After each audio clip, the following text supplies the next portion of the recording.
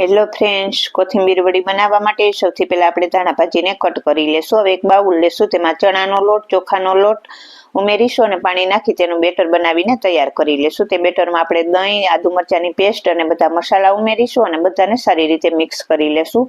હવે ગેસ ઉપર આપણે એક પેનમાં તેલ ગરમ મૂકીશું અને જે ધાણા ભાજી કટ કરેલા છે તેને 1 મિનિટ માટે કૂક કરી લેશું।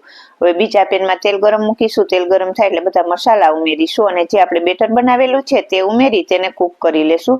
સરસ કટ થાય ને તેવું કૂક કરવાનું છે। પછી આપણે જે ધાણા ભાજી કૂક કરેલા છે તે ઉમેરીશું અને તેને સારી રીતે મિક્સ કરી એક પ્લેટમાં સેટ થવા મૂકીશું। પછી આપણે તેને કટ કરી અને કોથમીર વડીને ગરમ તેલમાં ક્રિસ્પી થાય ને તેવી તળી લેશું। તો તળાઈને તૈયાર થઈ ગઈ છે મસ્ત મજાની કોથમીર વડી। ફૂલ વિડીયો જોવા માટે પેજને લાઈક કરો અને ચેનલને સબસ્ક્રાઈબ કરો।